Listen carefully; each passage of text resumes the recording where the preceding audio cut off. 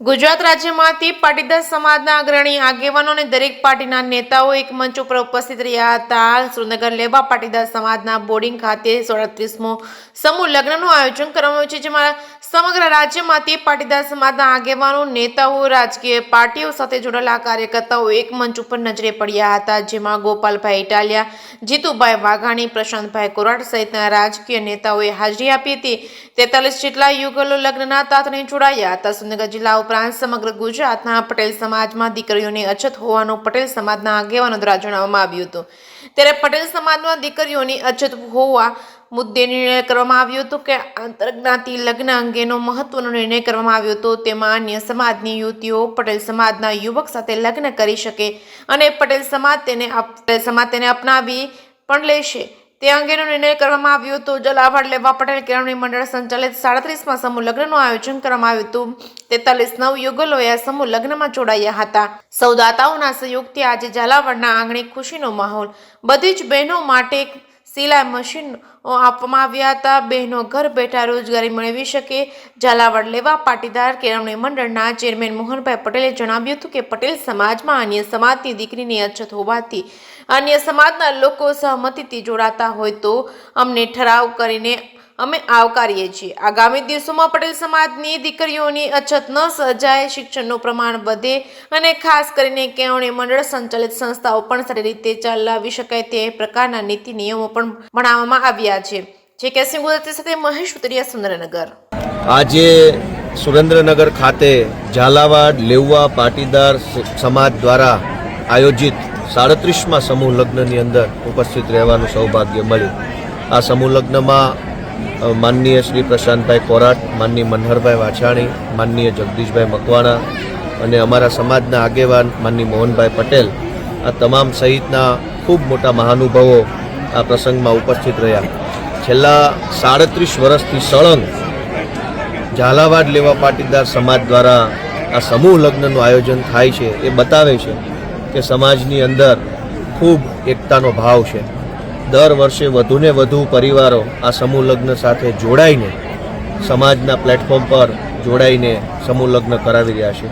એ બાબત ખૂબ જ સરાહનીય છે, અનુકરણીય છે, પ્રેરણાદાયી છે। આજે આ કાર્યક્રમના માધ્યમથી જે નવદંપતીઓ લગ્ન ગ્રંથિથી જોડાય સમૂહ સહજીવન આગળ વધારવા જઈ રહ્યા છે એમને મારી ખૂબ ખૂબ શુભેચ્છાઓ છે। હું ભગવાનને પ્રાર્થના કરું છું કે નવદંપતીઓને ભગવાન ખૂબ ખુશીઓ આપે, સફળતા આપે, બંનેના પરિવારો પણ સરસ રીતે આગળ વધે એવી પ્રાર્થનાઓ છે। અને વિશેષમાં ઝાલાવાડ લેવા પટેલ સમાજ માત્ર સમૂહ લગ્ન જ નહીં, શિક્ષણને લગતી પ્રવૃત્તિઓની અંદર પણ એક દિશા સૂચન કરનારું કામ કરે છે। આ વિસ્તારના તમામ સમાજોને શિક્ષણ પ્રત્યે આગળ વધવાની પ્રેરણા મળે, ભણતર ગણતર માટે ઇન્ફ્રાસ્ટ્રક્ચર ઊભું કરવા માટેની પ્રેરણા મળે એવું કામ ઝાલાવાડ લેવા પટેલ સમાજે કર્યું છે। શાળાઓ બનાવવી, હોસ્ટેલો બનાવવી, સમાજના છેવાડાના માણસને માટે વ્યવસ્થાઓ ઊભી કરવી, એ બધું કામ સમાજના આગેવાનોના નેતૃત્વમાં અને અમારા મોહન બાપાના નેતૃત્વમાં થયું છે। એ ખૂબ જ સરાહનીય છે। હું ઝાલાવાડ લેવા પટેલ સમાજનો ખૂબ ખૂબ આભાર વ્યક્ત કરું છું કે મારી જેવા નાના માણસને આજે આ મોટા એવા કાર્યક્રમમાં આમંત્રણ આપી માન સન્માનિત કર્યો છે। સૌનો ખૂબ ખૂબ આભાર। જય સરદાર।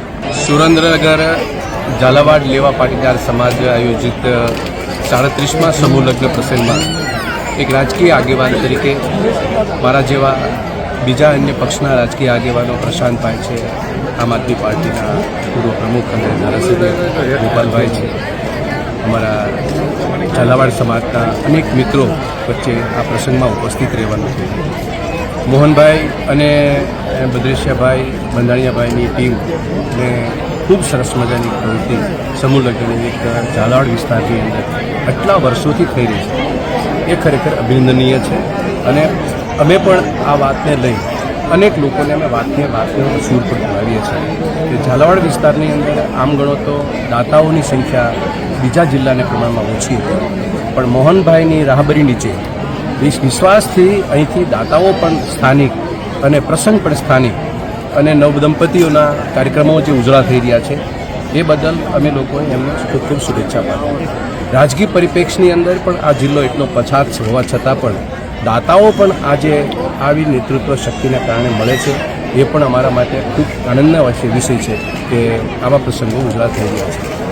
બીજી વાત એ છે કે અહીંયા શિક્ષણને લગતી પ્રવૃત્તિ પણ ખૂબ સરસ મજાની થઈ છે અને બની રહી છે. સામાન્ય રીતે જિલ્લાઓની અંદરથી જે માઇગ્રેશન જે મોટા પ્રમાણમાં થઈ રહ્યું છે, અહીંયાથી મંચ ઉપરથી સમાજના સંસ્થાના શ્રેષ્ઠીઓએ એવી વાત પણ મૂકી કે આપણો જિલ્લો પછાત હોવા છતાં અહીંયા એટલી સારી સુવિધા છે, તો જિલ્લાના લોકોએ, પાટીદાર સમાજના લોકોએ અને અન્ય સમાજના લોકોએ પણ વિચારવા જેવી વાતો પણ અમારા કાન ઉપર પડી કે સ્થાનિક એટલી સુવિધા હોવા છતાં ગાંધીનગર અને અમદાવાદ સુધી શા માટે આ વિસ્તારના લોકો બાળકો ભણવા માટે જાય છે. જે લોકોને સુવિધા નથી એ લોકો તો જાય, પણ અહીંયા એક સારી વસ્તુ છે કે મોહનભાઈ અને હિતેશભાઈ બંધાણીયા જેવા આગેવાનો છે અને એના કારણે આ વિસ્તારની અંદર ખૂબ સારી પ્રવૃત્તિ સમાજ કરી રહ્યો છે. રાજકીય પરિપ્રેક્ષમાં અમે ત્રણેય પક્ષના આગેવાનો અહીં ઉપસ્થિત રહ્યા. અમે પણ એની સારા નોંધ લઈએ છીએ અને સમાજની આ પ્રવૃત્તિને બિરદાવીએ છીએ અને સમાજના શ્રેષ્ઠીઓને, સમાજના આયોજકોને ખૂબ ખૂબ અભિનંદન પાઠવીએ છીએ.